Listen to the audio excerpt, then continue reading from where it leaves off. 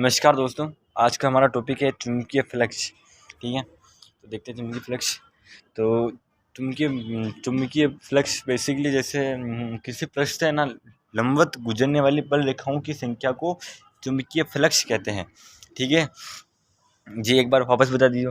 तो किसी पृष्ठ से लंबवत, देखोगे ये मान लो ये पृष्ठ, ये इससे बना देते हैं, तो ये आपको हाईलाइट है। ये मान लो ये पृष्ठ है, ठीक है,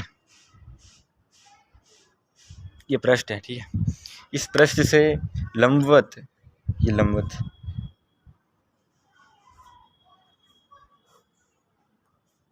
ये बिल्कुल लंबवत, ठीक है, किसी पृष्ठ से लंबवत गुजरने वाली चुंबकीय बल रेखाओं की संख्या को चुंबकीय फ्लक्स कहते हैं। ठीक है, तो यहाँ देखते हैं ये क्या है, ये एक तरह से क्या है, पृष्ठ है। ठीक है, ठीक है, यह लंबवत लंबवत चुंबकीय लंबवत चुंबकीय रेखा।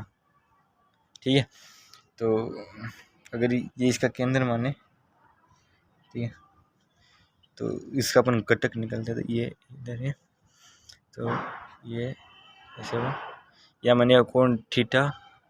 ठीक है, और ये इसका परिस्थिति क्षेत्रफल होगा, इस गोले का परिस्थिति ds। ठीक है, आंशिक, और ये इधर b cos थीटा। ठीक है, ये मतलब ये b है ना, ये सदिश रूप में, ये इसको b cos थीटा के रूप में लिखेंगे। ठीक है, तो इसकी परिभाषा लिखते हैं एक बार।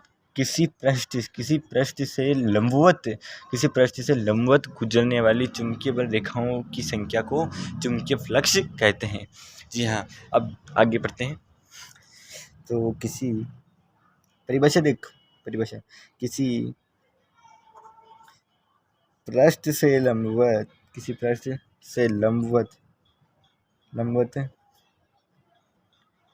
दिशा में गुजरने वाली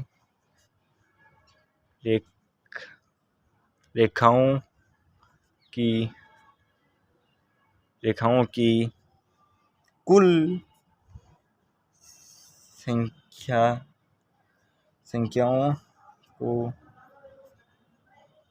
चुंबकीय फ्लक्स कहते हैं। जी हाँ, ठीक है, तो अब आगे बढ़ते हैं। इसका सूत्र क्या होता है, इसका फॉर्मूला, ठीक है, इसके सूत्र क्या होते हैं, डी फाई, इसका प्रदर्शन फाई से करते हैं, इससे करते हैं, डी फाई टू बी। ठीक है, इसका सदिश रूप में लिख रहे हैं डी एस। ये अगर यहाँ पे डॉट आ रहा ना, अगर डॉट आ रहा तो ये डॉट प्रोडक्ट है, और अगर यहाँ क्रॉस आता तो वो होगा क्रॉस प्रोडक्ट। डॉट प्रोडक्ट यानी अदिश गुणनफल, और क्रॉस प्रोडक्ट यानी सदिश गुणनफल। डॉट प्रोडक्ट्स में हमेशा कोस थीटा आता है, ठीक है, और सदिश क्रॉस प्रोडक्ट में हमेशा साइन थीटा आता है, समझ रहे हो। और इसका प्रदर्शन अपन किसी एकदम साइड में लिख देता हूँ कि प्रदर्शन इसका प्रदर्शन किससे करते हैं, प्रदर्शन अपन करते हैं इसका फाई से। ठीक है, ये क्या कहते हैं, इसको क्या कहते हैं, फाई से करते हैं। ठीक है, और इसका सूत्र ये होता है, ये अगर डॉट प्रोडक्ट अगर क्रॉस आता तो क्रॉस प्रोडक्ट, डॉट प्रोडक्ट में हमेशा कोस थीटा आता है, ठीक है जी, और क्रॉस प्रोडक्ट में हमेशा साइन थीटा आता है।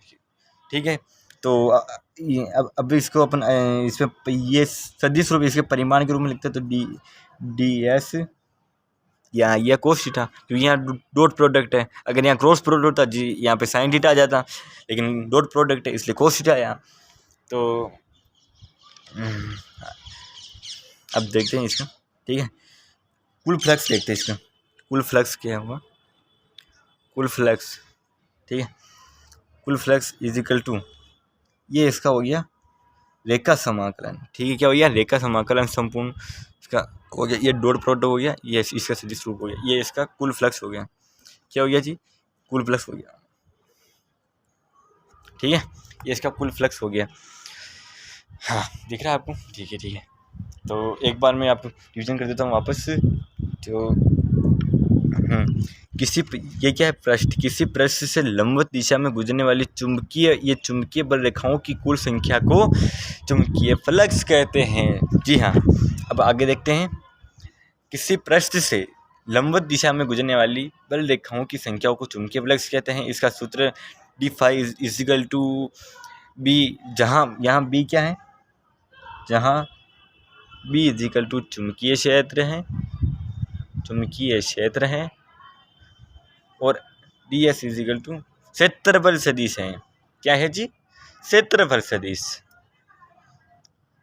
एक ऐसा सदिश जिसमें क्षेत्रफल को सदिश के रूप में व्यक्त करते हैं तो उसे क्षेत्रफल सदिश कहते हैं। ठीक है, तो ये यहाँ तक किया आप।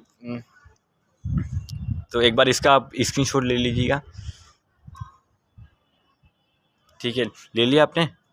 ठीक है, अब आगे देखते हैं। ठीक है, अब ये राशि कौन सी है, इसकी राशि देखते हैं। राशि अदिश राशि है, सदिश राशि है। तो इसकी राशि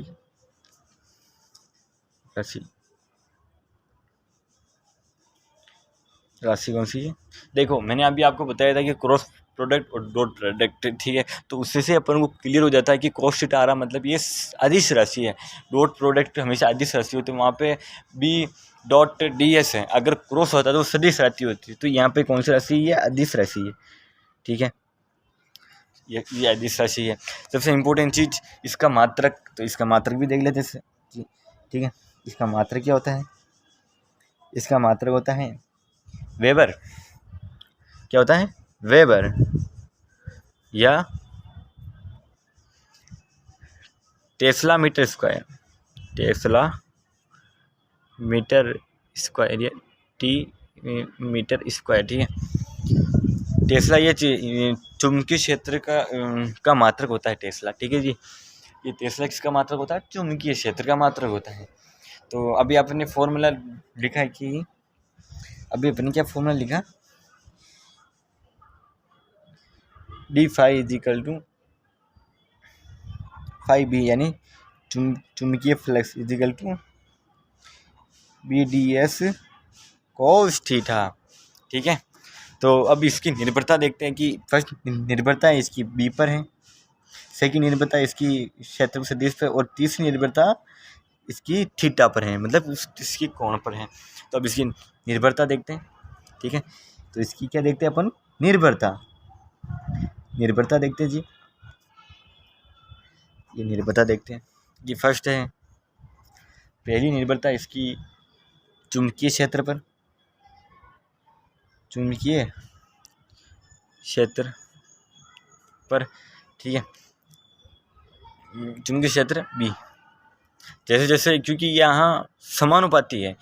ठीक है, तो अगर ये बढ़ेगा तो इसको संतुलित करने के लिए फ्लक्स भी बढ़ेगा, तो बी बढ़ेगा तो चुंबकीय क्षेत्र बढ़ेगा, मतलब चुंबकीय बल रेखाओं की संख्या बढ़ेगी तो चुंबकीय फ्लक्स में भी वृद्धि होगी। ठीक है, तो और फिर सेकंड चीज़ आ गया क्षेत्रफल सदिश।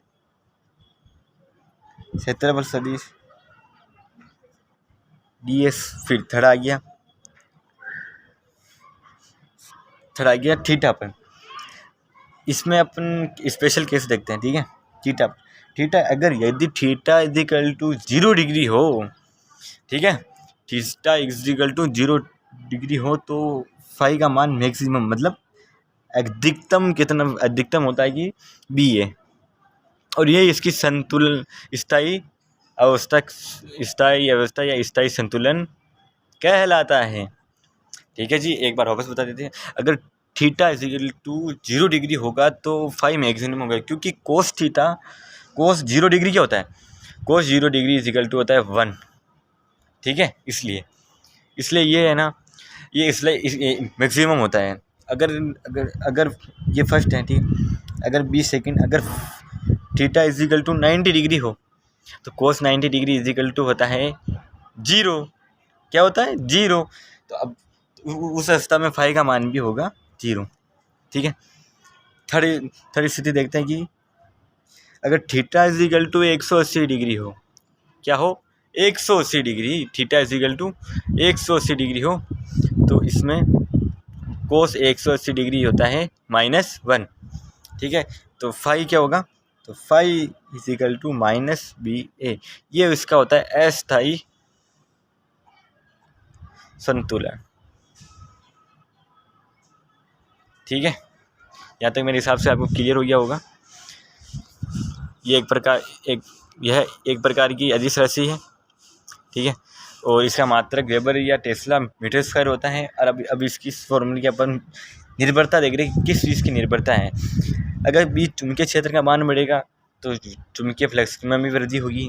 अगर क्षेत्रफल सदिश में वृद्धि होगी तो चुंबकीय क्षेत्र में वृद्धि होगी। और फिर देखते हैं थीटा के मान पर। अगर थीटा इजिकल टू 0 डिग्री होगा तो कोस 0 डिग्री इजिकल टू 1 होता है। तो 1 होते ही इसका हो गया 1 होते ही तो ये एक स्थायी मैक्सिमम हो गया कि अब भी हो गया। ठीक है, अगर थीटा इजिकल टू 90 डिग्री हो तो ये 0 होता है। तो इसमें फ्लक्स का मान, चुंबकीय फ्लक्स का मान 0 होगा। ठीक है, 0 होगा। अगर थीटा इजिकल टू 180 डिग्री हो तो कोस 180 डिग्री इजिकल टू -1 होता है। तो इस -1 से ये इसके माइनस भी ये 1, तो ये अस्थायी संतुलन हो गया। तो इस प्रकार अपना ये चुंबकीय क्षेत्र का टॉपिक पूरा हुआ। तो अगर आपको वीडियो अच्छी लगी हो तो लाइक, सब्सक्राइब एंड शेयर जरूर करें अपने मित्रों। ठीक है, धन्यवाद। जय हिंद, जय भारत।